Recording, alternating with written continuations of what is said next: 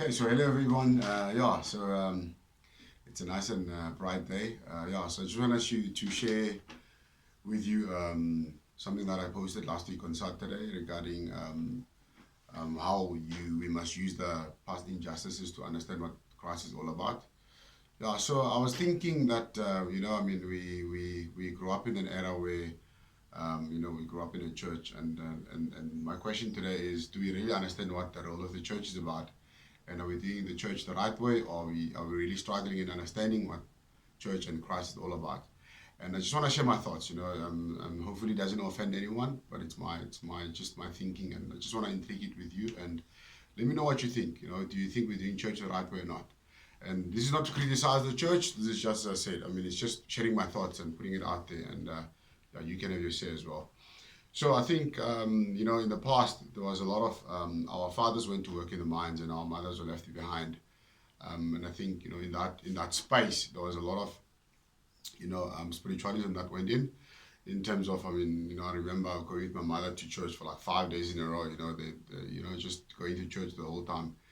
And now let's say post apartheid or post whatever's been happening in the past, my question becomes, why is the father figure still not involved in the system or in the spirituality kind of a setup? Because we're seeing a lot of women going to church. It was in the past that this 5 days, sort of like they call it in Vuselelo, where people will go and revive themselves. 5 days revivals that were done when in the absence of the father who was working far away. Even the Easter Passover, to move away from or to travel from province to province or to be in church from the Friday until the Sunday was done without the father figure because he was never around. So my question becomes then, if God is so pro marriage or God is so pro families, why is that not our focus point? Is the community not is church not the extension of the families? So we're seeing a lot of women going to church. 80% of women go to church and the husbands don't go to church. And the question becomes then, what kind of a community are we forming? Because a lot of our problems are actually because of the absence of the male figure. So shouldn't we focus more on building up the families rather than preaching to the women that women have to come now at home and tell husbands what to do?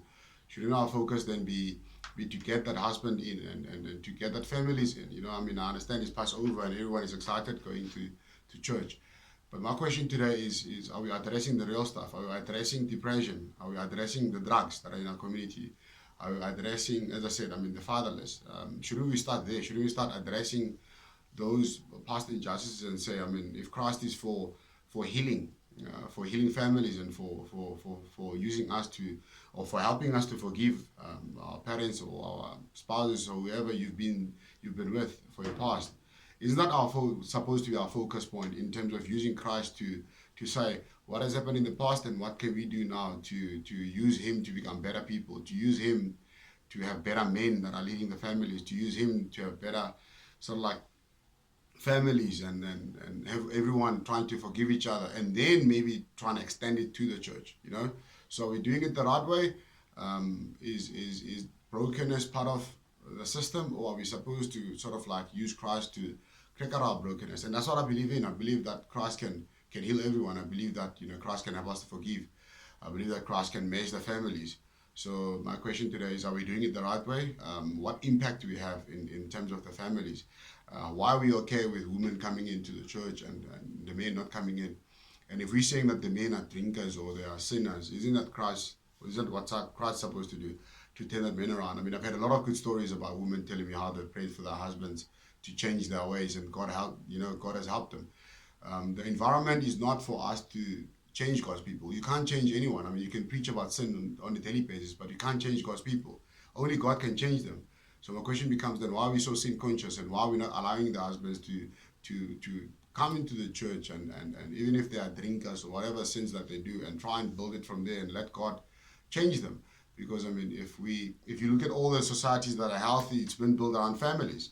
So if we're not building families, what exactly are we doing? As I said, there's a lot of depression going around, and what are we doing to tackle depression? It's easy to preach about prosperity. It's easy to preach about cars and houses, but do you really understand the depth of what Christ can do in the human being? Do you really understand that Christ can change an abuser to someone that is a loving human being? Do you understand that Christ can change an alcoholic into becoming a good person? Do you understand that Christ can change a drug addict into becoming a good person?